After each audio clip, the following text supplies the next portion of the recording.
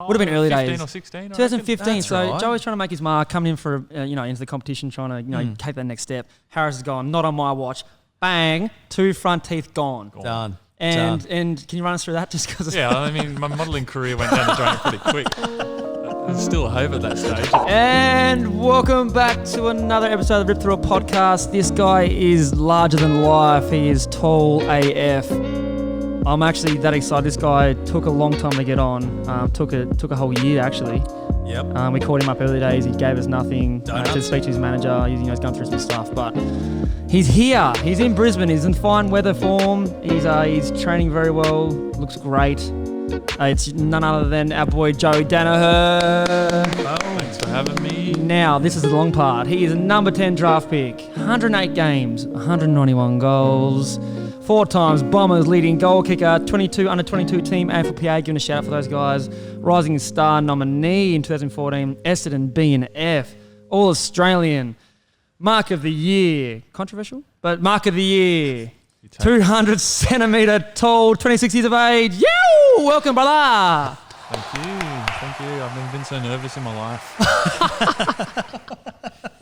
And he starts off with that. That's good. And he brought us a present too. He did bring us a present. This episode is brought to you by Noble Boy.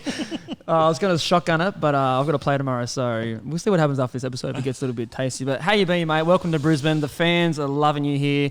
Essendon ones probably aren't, but we are embracing you. How's it been? Yeah, it's been brilliant, mate. I've loved every minute of it so far. Obviously, delayed start to pre-season compared to normal years, but was able to get stuck into it with a few guys before Christmas and having a ball so far. Who hit you up first? Because you went into a crew that I was unfamiliar that you would have gone into. I wasn't that happy. I thought, come down, train with the younger boys, and we'll see how he goes. Who hit you up first? I know already because he's on the podcast last week, but who hit you up first and went from there? Yeah, look, Harris hit me up pretty early. At this stage, I was pretty unfit, so I got a message saying, come down to training. And I was like, all right, I'll come down. So went down, and then, Froggy Ryan Lester was another one who hit me up pretty early, and we're in the small group. Feels like the old group. Yeah, was it? I don't get those. I rarely get invites to come train with anybody because you're pretty dirty about this last week. Yes and no. Like it was more so the fact that, like he's like a day oneer, and he gets invited down. I've been here for going on 7 years now, and I can't seem to get close to an invite to do something. So a little bit flat in that regards. But so you got up here a little bit earlier than expected. Like a lot of players wait for the trade to go through, then they might go do the holidays and go travelling and stuff. You were here like ASAP. Yeah, like it was obviously a weird year last year for everyone, let alone AFL footballers. But we're up here in the hub, so finished the season up here, hired a car, went on a little bit of a road trip to the middle of Australia. Oh, run us through this. Desert. I didn't know this. Yeah, you and the missus? Yeah, and another friend of ours. So we cruised deep into the desert, Simpson Desert, and then went up north, saw a bit of country Queensland, which was awesome. And then by the time we got back to Brizzy, it was sort of close enough to the trade period. So I thought, well, I'll just stick around. I've only been in the hub for the whole year, but that's fine. I might as well stick around in Brizzy. And then got someone to pack up all my stuff and send it up. And haven't been back to Melbourne since. But it's challenging at the moment with COVID and all these restrictions, but I'm sure I'll get home soon. Yeah. So have you, obviously when it all went through, done all your travelling and stuff, finding a place, was that like, bang, the club's found me one, or you just doing a bit of homework? Like, you know Brisbane pretty well already. You're talking about like Ipswich, Logan, all those places. We'll talk about where you lived last year, but did you find a spot pretty quick? And you went against the grain. Like all the boys are on this side of the south side. We're all south side, and you went to north side. Like... behind that? Yeah, well, I didn't really know too much about where all the boys. I had a little bit of a rough idea that there was a bit of south side, north side rivalry, and so I just decided to plant myself on the other side. So, no, I mean, Brisbane's super easy. It's super laid back. Everything's 10 minutes away. You can't even get out of your own suburb in Melbourne in 10 minutes. I know. You can do the whole of Brisbane in 10 minutes. Yeah. So that's been a nice change of pace. That's the thing that I always talk to people about, like when I'm trying to woo them to Brisbane. Like 10 minutes here is 10 minutes down the road. Like that's actually what it'll take in a car. 10 minutes in Melbourne's an hour in the car. Like that's the biggest thing. And you don't move. You don't move at all. Like that's just, you're stuck in there and you just, if you're listening to the podcast in Melbourne, shout out to you guys. Like we do appreciate you guys, but that's just, it's a hard life. Yeah. So when did Brisbane genuinely become a destination for you? Because we'll jump into everything and we'll talk about it. We'll go more depth, but when did Brisbane actually become a potential reality for you? Yeah, I can't exactly remember. It was definitely not on the radar for a fair while, and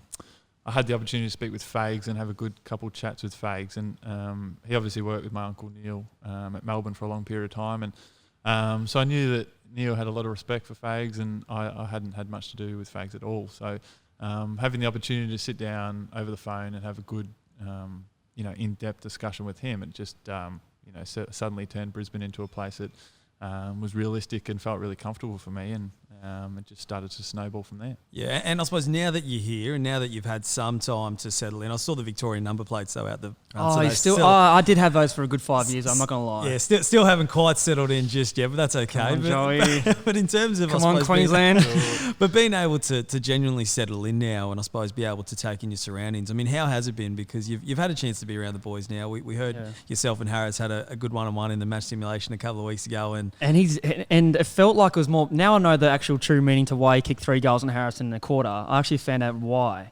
Okay, all right. Should I? Yeah, well, absolutely. Should I allude to the fact that Harrow, being the dirty player he is, actually knocked out Joey's teeth in a game? Do you know what year it was? Yeah, would have been early 15 days. or 16. 2015. So right. Joey's trying to make his mark, coming in for into the competition, trying to take that next step. Harris is gone. Not on my watch.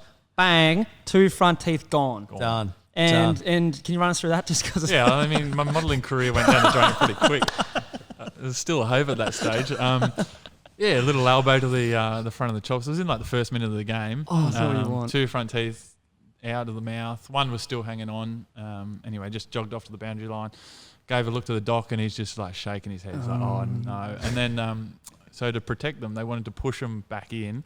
And they needed push them back in some of the gums. Yeah. So they'd, resettle. And they needed something to hold them in there. So they grabbed a teammate's spare mouth guard, because I don't have a mouth guard. Oh, and, no. Tried to put that up in there. That's rank. That's not it. It didn't fit too well. That's untidy. So we got the cotton buds and then just pushed them in there, squeezed them in there, and I just had to keep my mouth shut for the rest of the game. And so now I've got these wonky 2 front teeth thanks to Harrow. I remember the trainers were out there looking for the teeth, weren't they? Yeah, there's a little one. I think there was one that they found pretty quickly, so we were able to get it back in. But poor old mum spent all that thousands of dollars on braces. And then Harrow just knocked him out. So what a dirty dog. I'll say it right here.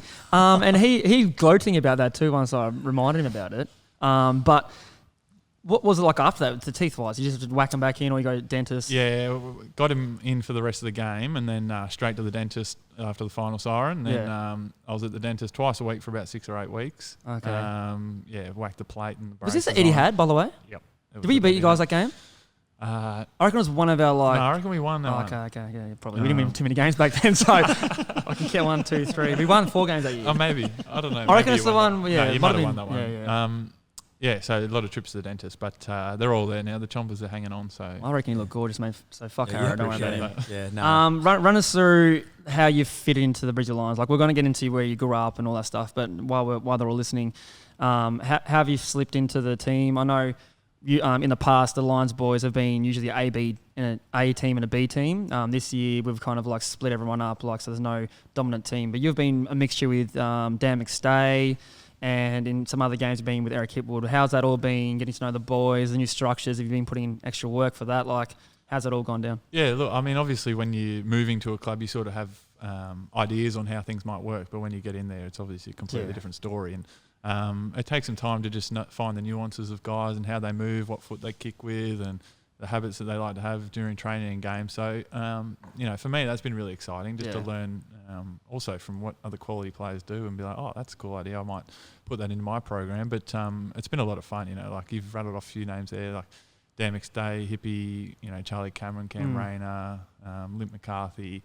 Like this Big O, there's so many guys that can go through the forward line. Yeah. So there's a lot to learn and pick up, but I've loved every minute so far. Yeah, well, you've been playing pretty damn well, so I'm looking forward to probably surging the ball to you, so I don't hit blokes lace out. I kind of surge it in, so I was thinking the Speckies, mate. We'll talk about it later. But no, you've been playing very well, and it's refreshing to see someone come in. And I know, like, going to a new club, it's always daunting and getting to know everyone's names and going, like, who the coaches are and what specific areas you go to. But has the game plan to you kind of felt like something that you've picked up on pretty quickly, or is it? Yeah, look, there's not teams are generally trying to do the same thing. They're trying to get these perfect ball movement, bring it back through the middle and kick a goal. Yeah. So that stuff doesn't really change in footy, but some new terminology.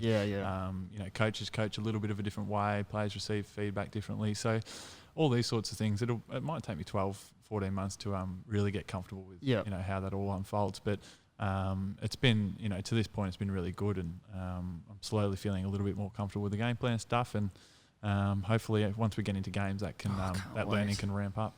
And always I find it intra clubs you can't go off intra clubs too much, can you? Like obviously when you're playing in and blokes can they know your taps, where you're running, what position, where the ball's going to drop, they know everything so it's always real difficult. So we play Gold Coast next week, which would be pretty fun. That'd be exciting to see how we all mesh together, try and build synergy and stuff. But I don't like inter clubs. Obviously I like getting fitness in, but other than that I don't rate them. But we have to do them. It's actually good for you to do them, but I just don't like doing them. That makes sense.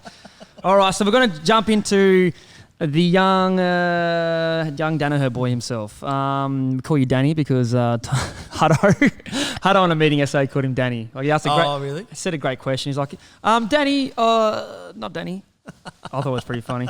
But growing up, mate, so did you at a young age obviously realise you're going to be a footy player when you grow up? This family is pretty crazy in terms of personnel involved. You got four brothers in the family. Oh, are they all brothers? Yep. Your all brothers have played AFL football and had a great career. Talk to me about kick to kick in the backyard. What was going on there when you were growing up? Just give a little rundown on that. Yeah, look, so a lot of my family's from country New South Wales, but my family's a city family. So I grew up in the city. My older brother Darcy played for Essendon a fair while ago, and so the footy was always a part of our family, and it was always something that I wanted to do. I wanted the opportunity to do it professionally. Probably more for the fact that you just want to be, as a kid, I just want to be good at something. Yeah. I just want to do something and do it well. And I probably wasn't going to do that at school. I probably wasn't that creative to do it in anything else. So footy to me felt natural and got a lot of enjoyment out of that. Felt comfortable meeting friends out of playing footy. So all those sort of things help you grow up. And for me, I sort of had a little bit of understanding that Dad and my uncles played footy, but it was never really a big part of growing up. Okay. Dad certainly, encouraged us to play footy and loved that we got enjoyment out of it, but it was never taken too seriously. Dad actually coached me a couple of times when we were younger. Oh, shit.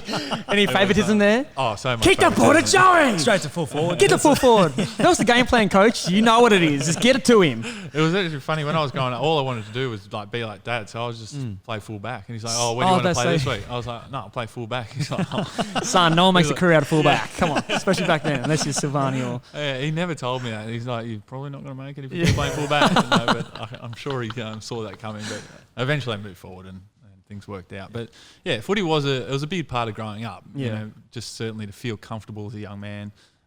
Footy allowed me to do that. Was he still playing when you were born or not really? He retired the year I was born. So so you ruined his career. Yeah, okay. yeah. He thought Anthony, the last priorities. I've had enough. If this one's going to be trouble.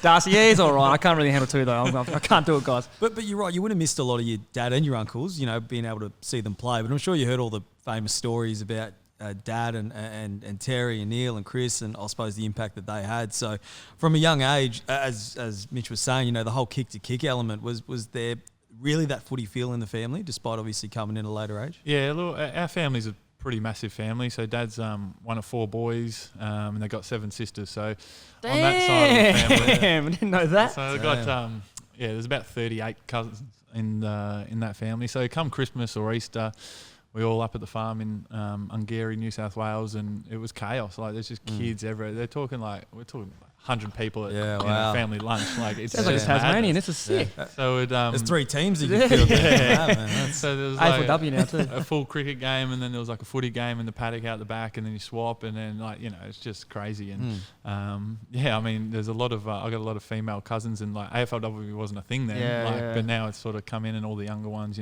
swap the rugby ball for the footy, and to see that sort of stuff is pretty incredible now. Is there any potential for the cousins, the girls, to get involved, with the last name Daniher? Any those on the spotlight, or they because New South Wales, right? It'd be just league and they'll probably prefer their rugby and touch rugby at the moment. But as AFLW is growing, I think a couple of them might switch and change over. Imagine seeing that. They've certainly got the physical qualities to be able to play. Yeah, are they many tall? Who was the tallest getting around back then?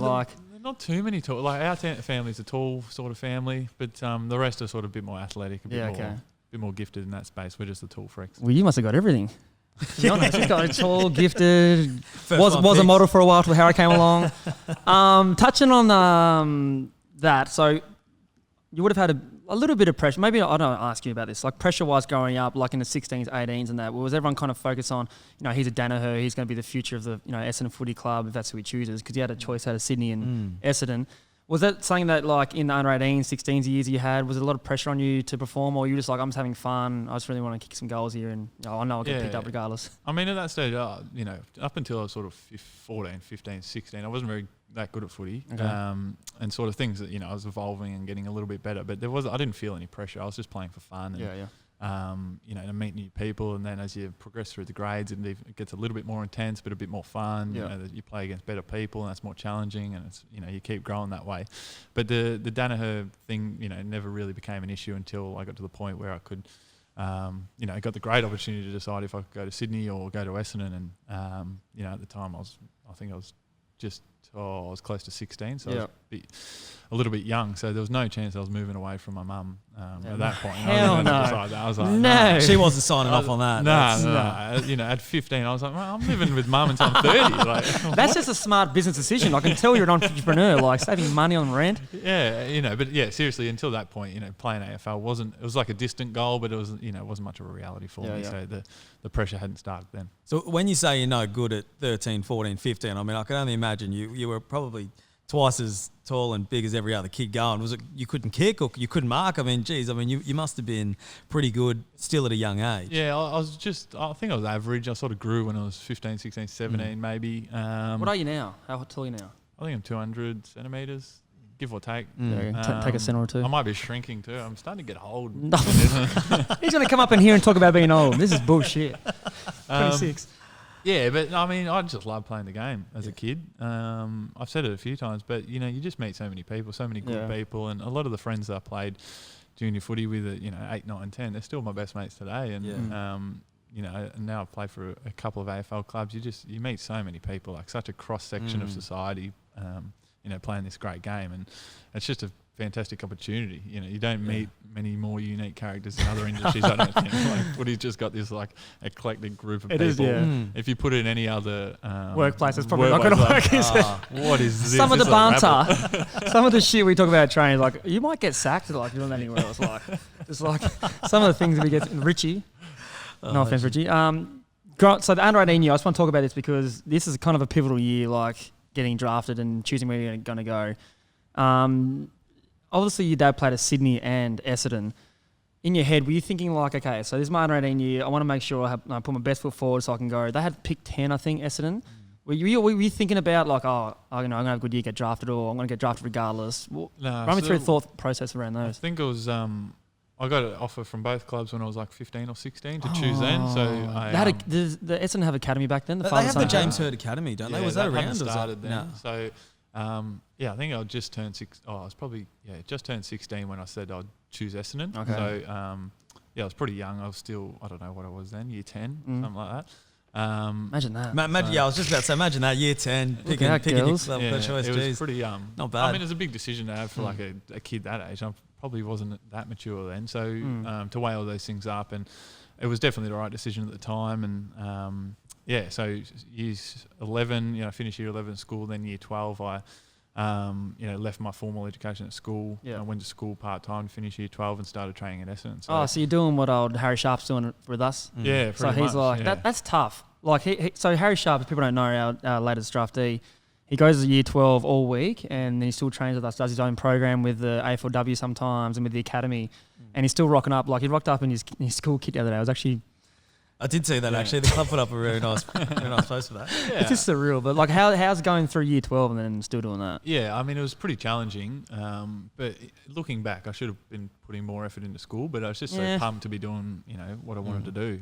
So it was a bit of a double-edged sword there. But I'm proud that I could finish school. Like it was probably something that Mum forced me to do. But looking back, it was a great decision to continue that and finish school and have the fun to go to training and train next to guys like Joe Watson. And the big Fletch. It's a Fletch, yeah. Like Fletch played with my dad, and I was playing with Fletch. Like these things were pretty cool. So, being a 17-year-old hanging out with these sort of guys was super experience. Oh, 100%. Going through draft night, so you knew you were going to go to Essendon. Did they give you a call the day of, or just saying, look, we're going to pick you at 10 no matter what? Yeah, they just said no matter what, we'll take you, whatever it is. If no one bids for you, we'll get you later. But someone bid it. I don't know who bidded. But anyway, so I had to keep me at 10.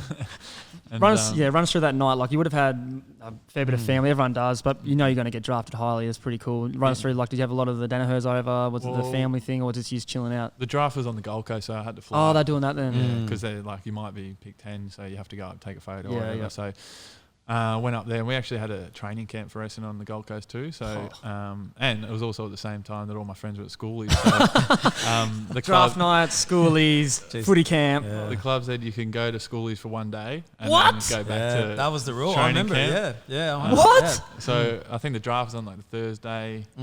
I trained on the Friday. Went to schoolies on the Saturday, and then was back at training camp on the Sunday. So that was nice. Hungover on the Sunday? No, I was pretty responsible back then, you know. I suppose you don't want to like put the wrong foot on. Like, hey guys, I'm here. I'm going to rock up like hungover as well. That's just cool. I think, you know, to go see your mates carrying on, and you know they were excited that I could go. That's catch up with them for a day. huge weekend. That's amazing. They would have partied for you, no doubt. Yeah, I think they did. Yeah. I think they still do.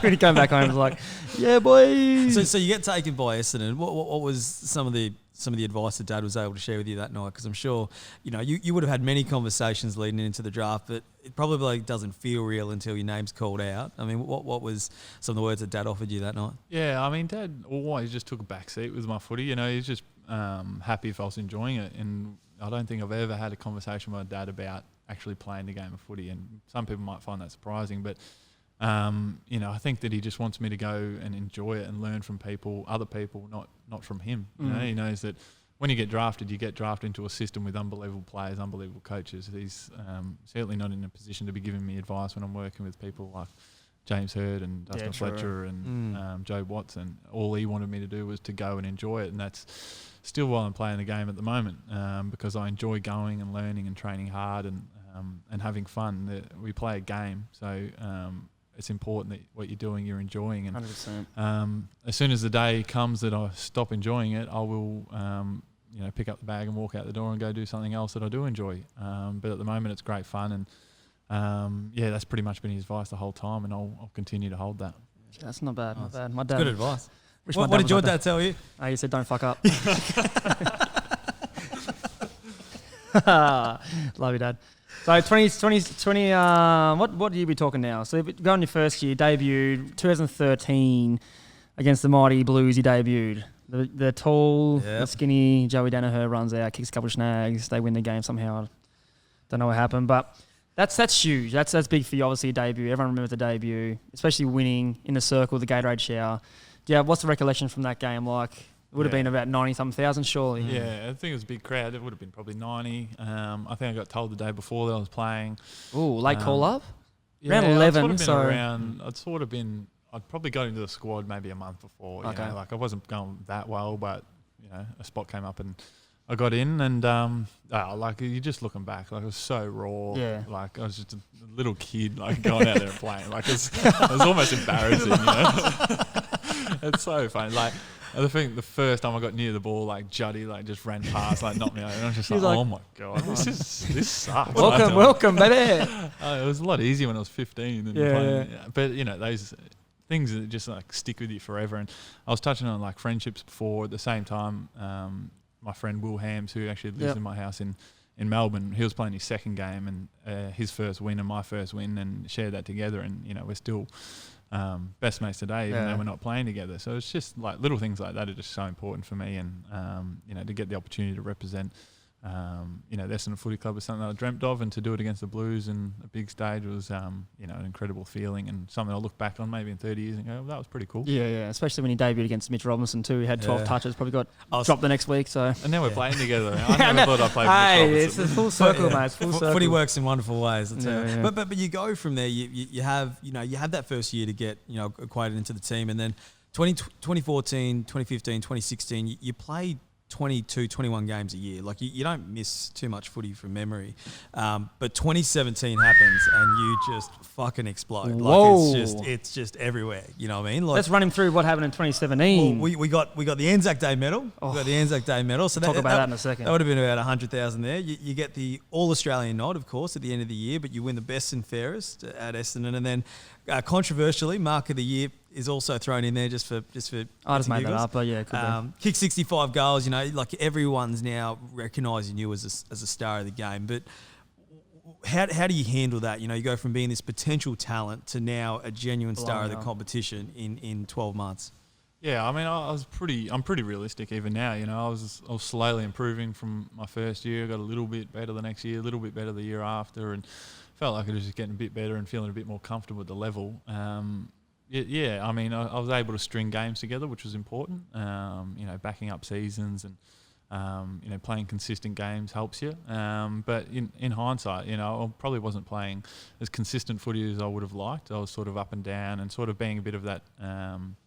The player that could play really well but couldn't do it each week and couldn't, continually back up as consistently as I would have liked. And the stage of the footy club was at, we were coming back from a pretty, serious setbacks in terms of suspensions and players are coming back in. And we had, incredible list at that time and a really strong team, but we just didn't have the seasons backing up to compete with the best side. So I thought we were, pretty talented, which obviously helped playing in the forward line. But I was probably a little bit similar to the whole team. We're just inconsistently able to back up week in, week out, and it probably showed at the end of the year. Finishing probably middle of the road, scraping the finals, and if we had a bit of luck in the seasons prior with our consistency, you look back and go, well, maybe was that a top 4 side that should have been going a little bit better, but it wasn't to be. And you take learnings out of that, and hopefully those growths hold me in good stead moving forward, and I can add a little bit to the Brisbane Lions in the future. Easy money. You touched on a little bit of like the suspensions and like kind of stuff. I wasn't really going to ask about the drug saga and all that. Were you there during those years? Like, what was the time frame of that? Yeah, so I was at the footy club in those years. I wasn't on the list when it all happened, so I wasn't part of the suspended players. But yeah, we played in 2016 with essentially half the squad not there. We had a number of top up players. So yeah, so finding consistency out of that, like you're talking about how important it is. Like, how are you meant to find the consistency to play well every week when you got players coming in who just played VFL? That's the highest level they played at.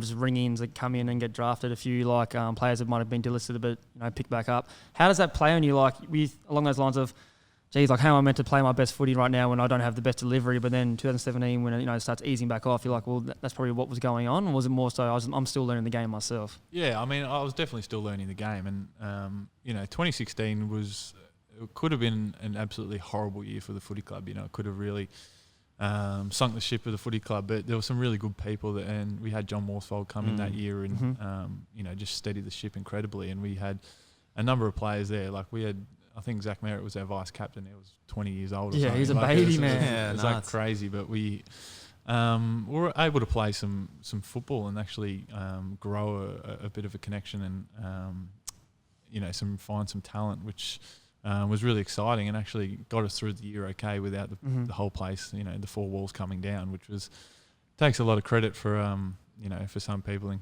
especially John to be able to keep the place together in a really trying circumstances there. And that's what I was sort of alluding to with 2017 is sort of everyone sort of came back in and we had all this great talent and fit guys and but we just didn't have that continuity to actually hold up in a professional environment. So that's what made 2017 a challenging year in terms of connection on the ground, but we just had enough good players that we could compete. Yeah, 100%.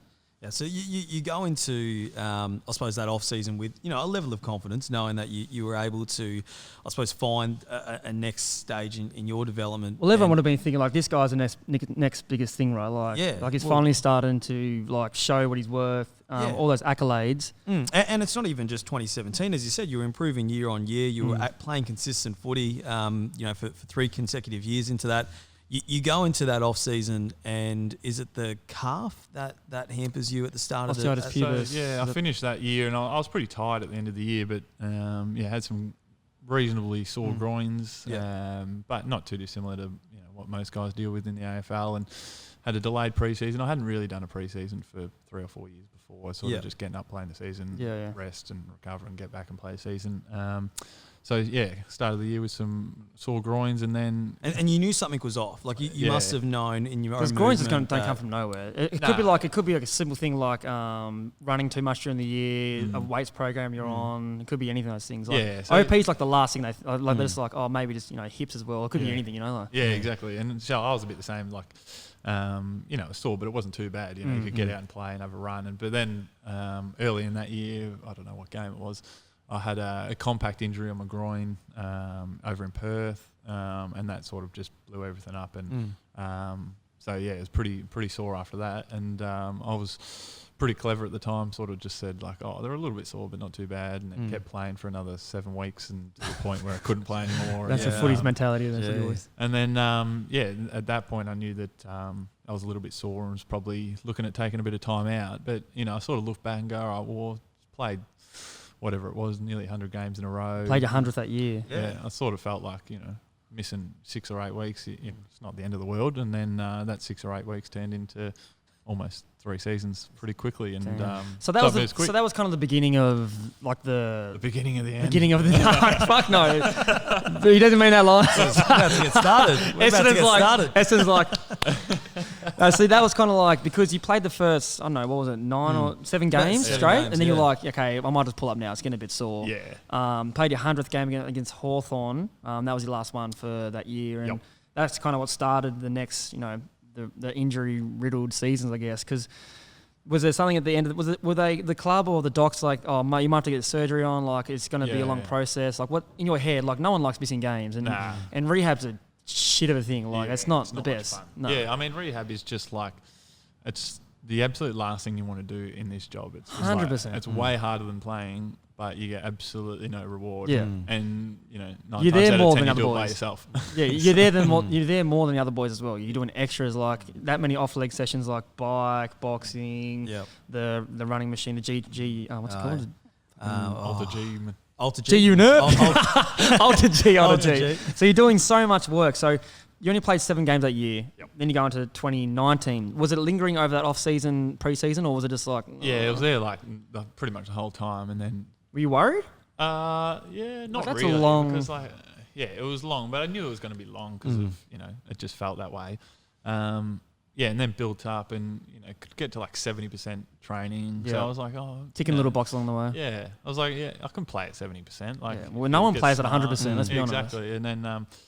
And then I had a calf injury just because it had such a long layoff running and that sort of stuff. And then the groin stuff got back and got worse. And, it's just all these normal groin things that you get. You lose a bit of pace. You're in a bit of pain.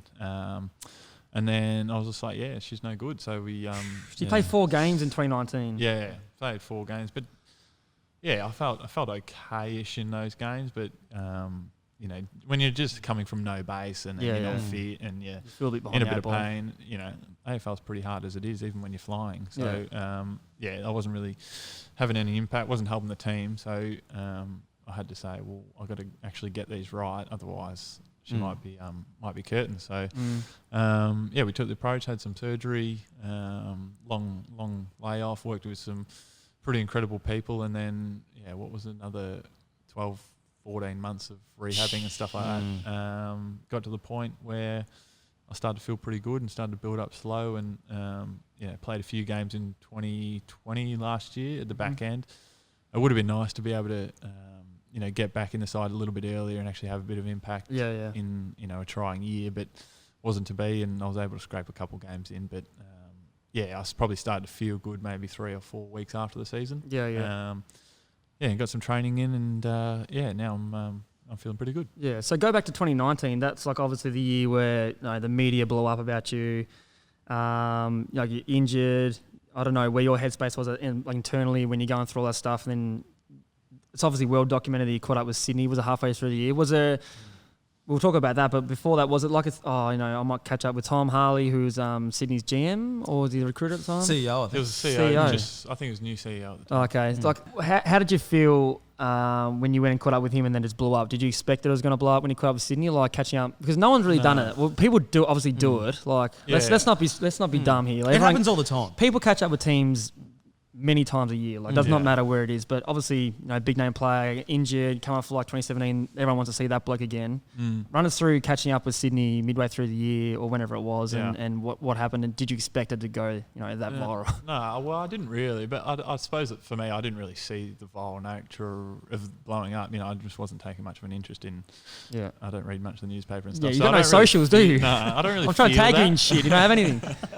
I don't really feel that. So it's a little bit hard for me to comment on that. But, I had a personal relationship with Tom, so I gave him a call to see if we could catch up. And, I wanted to talk about his growth from being a player and moving out of the industry. And then, like he was CEO of the footy club in, 5-6 years, which is just like... Yeah, it's crazy. Just absolutely crazy. And so... and there was the AIS, wasn't there? Like, that's so he was my mentor in AIS. And so we caught up and had, brilliant discussion about, how I could do things in life and what I needed to do to progress in my off field and stuff like that. And it sort of just someone obviously saw me with him and blew up about me going to Sydney. And at that point I was like, I'm not going to go to Sydney. So Tom wasn't even talking about, look, come up to Sydney. No, he wasn't. We'll get you back on track, mate. We'll get you up here. Selling the dream. Yeah. It would have been funny if people had the conversation. There wasn't even any chat of footy or anything like that. And so we had a personal relationship. And then as the year sort of kept unfolding, I wasn't getting too many wins with the body and the on-field stuff. So, I started to think about a change of environment. Would that sort of help, the injury? Would it help, the mental state of performing and playing AFL? So all those sort of things to creep into my mind. And then, doing a little bit of reflecting, I was like, well, I had the choice to go to Sydney when I was younger. Probably, close to the end of the season. And I was like, all right, maybe that's the best fit. And sort of I did a bit of research in my head on what that could sort of look like and if it was feasible, and essentially rang my manager at some stage. I don't even know when it was, real late in the year, and said, mate, I'm thinking of this. And he's like, what? Yeah. Like, what? So there is legs to this. That's hang on, I'll just shut all this down. What are you doing to me now, bro? I was like, nah, it's actually not connected. But anyway, and then he's like, oh, that's weird. So he's like, just have a think about it. And I just had to think about it for a few more weeks. And I was like, yeah, this feels like the right fit for right now. And went out and asked for it. And Essendon were fantastic in how we dealt. It was a really open discussion. They're like, well, it's probably not going to happen. And I was like, well, the old, if you don't get it if you don't ask. So I asked, I said, can you make this happen? They're like, all right, well, if we get something that we think's fair, we'll make it happen for you. And I was like, all right, perfect. And I was overseas at the time. They didn't get something that they thought was fair, and we said, let's knuckle down for the season. And as I touched on before, it was unfortunate that 2020 I couldn't actually get out there and have a proper impact for the club, because that would have been nice, and it would have been nice to play some finals footy, but didn't turn out to be a great year for us. Yeah. So did that make the trade period a little bit easier for both sides, given the fact that was the starting position? As you said, you're open to a move if the club could facilitate it. But given the fact that you were pretty transparent with each other, coming back, there was no real awkwardness. Is that fair to say? Yeah, I felt completely fine rolling back into the club. I'm not, obviously some people might not have been thrilled, might not have been happy. Some teammates might not have been happy, but you can only do as well as you go in and train. And, I felt like I was going in and putting in everything I could have. It's unfortunate I wasn't getting benefit of that. I wasn't getting visual, support for the guys being like, oh, I'm out here kicking goals for you guys. I'm actually committed. Like, I want to be here. I was training, reasonably hard to try and get out there, but it just wasn't happening for me, which was a bit unlucky. But, I was very lucky with the people that were at the Essendon Football Club at the time. Our GMs, I was very close with our CEO and still am, Xavier Campbell, and so I would catch up with him so often, and we'd discuss how I was going, how I was tracking, and I'm very thankful that there's people like that at the Essendon Football Club that I'll be able to have a relationship with well and truly into the future. Because the footy club's in your blood. At the end of the day, regardless of whether you're with Essendon now or not, Essendon's always going to be there for the rest of your career, just given the connection to family. Yeah, I'm very fortunate that my family's been able to play a big part in the Essendon Football Club, and I tried to do my best for the Essendon Football Club while I was there. And while I was at the footy club, we probably didn't have the most luck. We had a lot of external factors that sort of got in the way. I didn't have much luck with getting out on the paddock, but I certainly gave everything I could while I was there. And I was pretty much there every day since I was a 14-year-old kid. So a lot of the habits and values and the way I see things were sort of stem from the leaders around that place at the time, and just so fortunate to work with some incredible people. And you see those incredible people in really trying times, and in football perspective, we had some seriously trying times. Yeah. So to see some people, really flourish as leaders was just, something incredible to see. Yeah. So you're away on holidays. Obviously, that trade period didn't go down. Sydney had pick 525. The conversations would have been, look, I'd love to get traded. If we can do it, we can do it. If we can't, I'll come back and give you everything I've got. When was the time where Essendon look, mate, this is not going to happen. When you come back, was there a meeting when you got back with the club and with the players? Look, boys, I'm back. Because no one really knows what happens. They just say, oh, the player's going to be so resentful of him. How dare he ask for a trade? And then that doesn't happen. Players are doing it every year now. The Sydney... the small forward, Papley. Papley, yep, that didn't happen for him. He goes back, has a great year. Yeah. And Fantasia was in the same boat. Yeah, Razia was the same thing. Yeah. So obviously externally, the media's going crazy with this, blowing it up as much as it can go. But was it a time and point where it's look, it's not going to happen, just come back and we'll just sort it out when he gets back? Yeah, I think I was in Spain at the time, so I haven't it's hard not to enjoy yourself in Spain. The weather's beautiful here at the beach, just chilling, whatever. I'll be back here. I'll be back in December. And so the time difference there is it's almost polar opposites. So, I didn't have much comms, speaking to the footy club every now and then. Essendon were probably giving me more update than I was getting out of, the Swannies and manager and that sort of thing. And, when it got really late, they just called me and said, look, it's definitely not happening. You'll be at Essendon next year.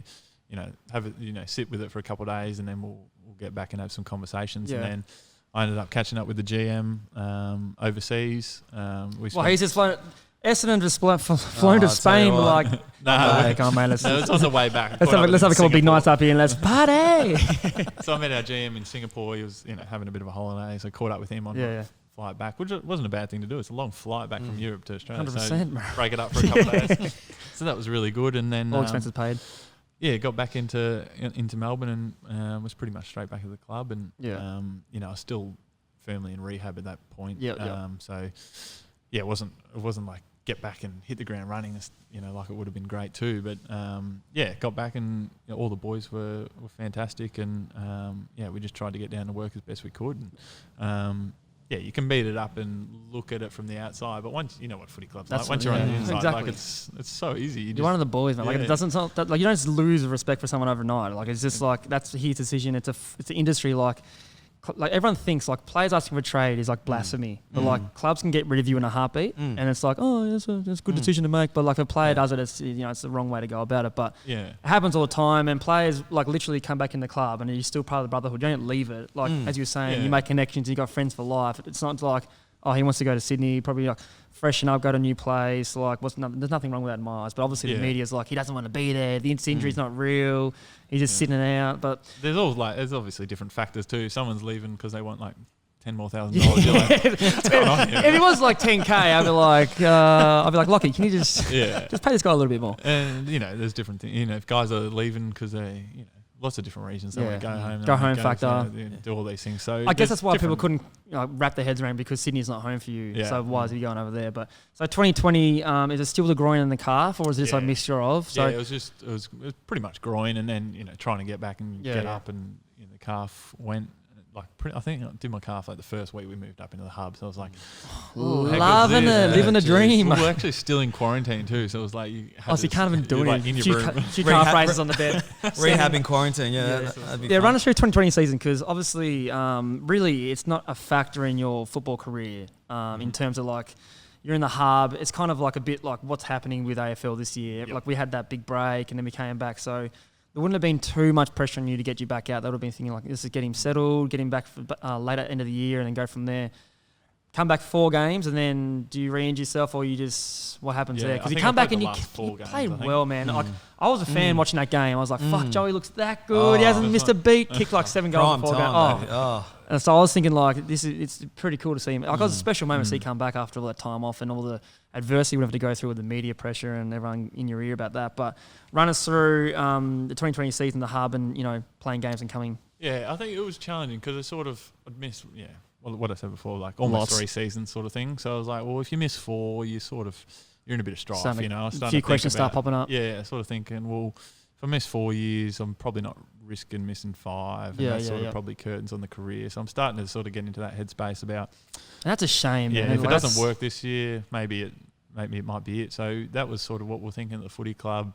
And then we just set up a program to sort of give me the best chance of taking the time I needed to get physically right to have a chance of, continuing my career. Because at that point, it was sort of like, well, am I actually going to be able to get back and play at a decent level? Yeah. And then, so we did that. And in my head, I was like, I'll probably miss the first half of the year. It's going to take this much time. I was working with some incredible people who, I'm sure I'll thank down the track for all the hard work they put into my career. But I was like, well, if I can get back, in the second half of the year, the boys are flying, I might be able to, sneak in for a final, and who knows what can happen. But it wasn't going to plan. And then the year started, because the games got condensed. Yeah. They started the 4 games in 20 days, bro. You're like, hang on, that's half the season. I was like, I'm going to get 12 or 13 games here. And then they started playing games every 3 days, and 7 games are gone. I might play 2 games. I was like, oh my God. And then it got to the point, I was like, am I going to play at all? And then, I was lucky enough to get the last 4 or 5 in or whatever. So that was good fun. But we, as I said before, we weren't flying. We weren't in a position to really contend in the year. So it was sort of like, all right, what can I do to,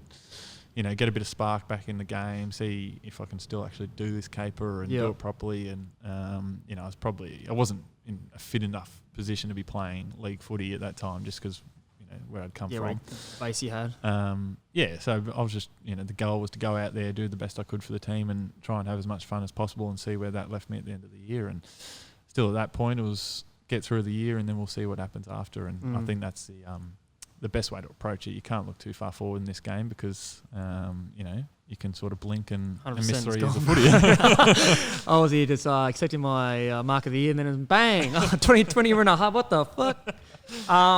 So obviously the Brizzy fans, when we first found out that the trade was even a possibility, I was like, what the... We're getting... I was just literally talking about him in the games he played. I think it was Adelaide or Port Adelaide. Or he played someone and kicked 4 goals something. Was that one of them? We played... Who did you kick 4, 5 or something like that against? We played Hawthorn in Adelaide. Oh, okay, yeah. So you played Hawthorn over 2020. I was like, he's going to be genuine star. It'd be amazing to see him up here. But run us through the chats. I was like, mate, honestly, I might have to get the footage up because we're actually talking about it one game, one episode. You mentioned at the very start, we'll talk about it more in depth now, but the catch up with Fages and obviously his attachment to Daniher, who we haven't really talked about too much about Neil, but we will soon. How did that all go down? Was it he hit your manager up, or the Brizzy lines were like, we might be a getter here? Was it? I don't really know what was going on behind closed doors. I mean, I had a chat with Swanee, and he sort of said, love Swanee. He sort of said after I don't know what it was, 2019 or whatever. They're like, we'll see how he goes when he comes out of contract. And I had no idea. I don't even think my manager knew this. And then I think they must have got hold of my manager at some stage late in the year, and my manager sent me Fages' number, and I did nothing with it for a couple of weeks. I was just trying to play footy. And then he sent me Nove's number, and I was just like, I'll just see how we go here. I'll just let it go. And then so that was at the latter end of the year? Yeah, this was real late. And I was just like, well, let's just come back, Just let me I'm breathe, bro. Let me breathe. Come on, boys. Unless you're offering... No. And then, so I had a few chats with them, and I just felt really comfortable chatting with, especially Noves, who I spoke with first, was just sort of give me a bit of background on the footy club. Because I didn't know anyone at Brisbane, not one person. Yeah. I knew Peter Blanche as a physio because he was at Essendon for a year. Shout out but Blanchy. I probably wasn't going to give Blanchy a call and be like, hey, what's the footy club? But that could have been a factor too, because Blanchy, obviously, he's a medical guru who's, we're all renowned for getting blokes on the park. Was that what might have been a factor though, right? I know Blanchy, I know how he works. But obviously, I love Blanchy because he's quirky, and I love quirky people in footy clubs. But at that point, I was like, I had a really good team I was working with in Melbourne, and so I felt pretty comfortable from an injury perspective. I was like, no, I'll be sweet from now on. But then, chatted with Nobes. He gave me a bit of a lowdown on what they're trying to do at the footy club, how they're progressing in the last few years. And then chatted with Fages, and I don't think Fages asked me a question about footy. We were just having a good yarn. And I love that. He's just like, all right, we'll see how we go. And then I gave him a call back a couple of weeks later and progressed from there. And then it started to feel really comfortable. I could sort of visualise how it might, fit into the team, and how it would be, I could make something out of it. And then, push came to shove, I had to make a decision. How did that go down? Like, obviously, like, it's a big move, man. Like, from Melbourne to up here, like, I didn't really have I had a little bit of a choice, but getting flicked from Carlton, then like Richmond threw a contract late, and then I came up to Brisbane, like, obviously through Swanee as well, who vouched for me. It was a big move, like the factor of how they're going to go. Will I fit in? Will it be external pressure on me to play well now that I'm up here and training? My body's feeling good again. How was the decision actually finalised in your head? We're like, okay, yeah, sweet, let's just do this. Like it was obviously got a partner you would have spoke to as well. It was like, I mean, it was just, you just weigh up everything. There's so much to weigh up. You're like trying to visualise, all right, what's life going to look like in 5 years, 10 years, 20 years? What's the best thing for me right now? You know, you put all those things into perspective, and there's no point diving into it. I don't think I need to dive into Where's your notepad? I don't think I need to go into everything that made the decision what it was. But there was, an intuition, and it felt right. And so you go with your gut sometimes, and it was the best decision for me at that time. And there you go. Can you talk about the Melbourne bubble?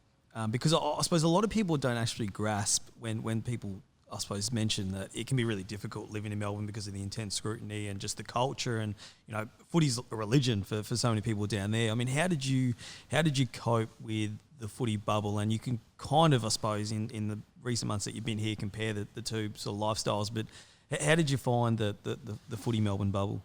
Yeah, I mean, footy's huge in Melbourne. It's a big part of it's a big part of the state and Victoria, and how important it is to so many people. And I mean, I didn't mind it too much at all. I think there's a bit of a misconception that I just hate all these sort of things, and that begins to become a narrative, and then that flows on, and that's the story. that's what we run with. Yeah, that's why I started this podcast. The media is just so important for the game of footy. To spread it as far as it can go in Australia, to expose people to the game, and just to create great stories. And if I was running media companies, I'd probably write a few more positive ones to beef up the game and make it look a little bit better. But the way that media is portrayed of AFL in Melbourne especially is just so important for the game. It has such a big impact on the game, and it's starting to happen in Brisbane a little bit more. Like you actually see, you see like a Sharon in the paper, like in the corner, but like soon that'll be two Sharons, and then like, the more it spreads across the country, I think the better it is for the game, and so the media play a pivotal role in that. And in Melbourne, they do it really well. And so hopefully, if we're going to continue to grow the game, and if there's ever going to be a team in Tassie, and come on, man, now you're speaking my language. And hopefully, you want to go down there with me, bro? I'll coach. Player coach, CEO. Player coach. I'm happy to coach the NT team when they come in and go fishing, and that'd actually be living the life up there, man. But we need this game to grow. We need to expose it to every corner of the country, and we need the media to do that. So. We need Facebook to get back on board with those. Yeah, shout out Facebook. I don't even know if this is going to be seen on Facebook the way that things are going. I was going to post on there, but thank you very much. So you up in Brisbane, got your house on the north side. How's the life treating you up here? Body feeling good? You haven't missed the actual session. I don't think I've ever rested you yet. Like, how's your body feeling for all the supporters and stuff at the moment? You come up here, and from day one, you got up to Brisbane. You were training with those group of boys 3 times a week, doing your weight sessions. How's the body feeling up here, and how's settling into the Brisbane lifestyle? Yeah, it's been really good. I've been thoroughly enjoyed the change. And footy's obviously a little bit more enjoyable when you're training hard and working on a collective goal with a group of guys. It's a lot more fun than going to the club and doing hours of weights and roller and bike and these sorts of things. So from that point, it's been really good. Traffic's great in Brizzy. We touched on that. Pretty easy to get around. Sun's shining, so it's good. An hour up the coast, an hour down the coast is some pretty... Have you been getting around, or you just been chilling? A little bit around. Yeah, it's been good. So, I think I'll enjoy that lifestyle a little bit too. And hopefully, when all this crazy COVID world's gone, I can go back to Melbourne and chill out and come back. And a 2-hour flight sometimes. When I was living in Daylesford, sometimes you might drive 2 hours. So it's it's not like I'm on the other side of the world. Is it true someone said to you that Brisbane's full of beaches? Is that right? Yeah, that's the first thing. There's no truth to that. But I do know a lot of people that moved up here like, where's the beach? Like, if you were wondering, guys, the first thing he said when he got up, he goes, "Where the fuck is the beach at?" I thought, you promised me the world. What the hell is this main man thing in South Bank? South Bank.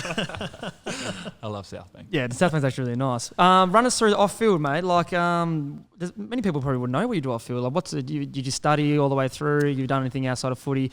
We will touch on this fantastic little pale ale drop. Run us through what you do off-field, man. Yeah, so, we're very lucky that we have time in our schedule to be able to do other things and other learnings. And I haven't done any study as yet, but... yeah, obviously started a business, Nova Boy Group, which is a little beer company with a few lovely friends of mine, and started off as a bit of a gag, but slowly turned into a lovely educational experience on how to run a business. Starting a beer, start off a gag. I want a little bit more in depth than that.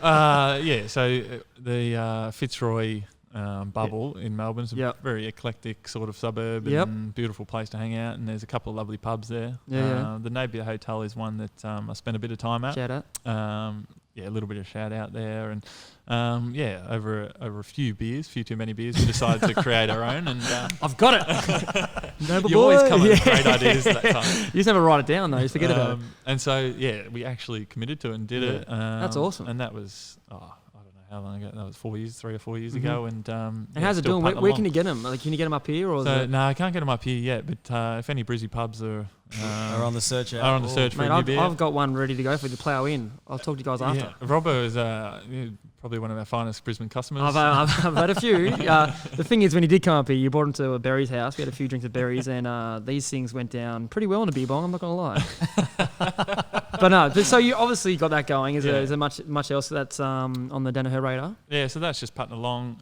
Also working for another company called Everyman, which is a sort of men's emotional literacy company to help teach guys how to express their emotions a little bit better, and something that I really enjoy. Does that come from something personal, or is that just... No, I mean, a friend got me into it a few years ago, and I just started practicing in their group, and and then eventually got involved in the company. It's an American company that just starting to get the wheels rolling in Australia. So in a non-COVID world, we'll probably get that moving a little bit more. But so how do people find out about that? Will that be like an online thing? Yeah, they can just jump on everyman.com, EVRY.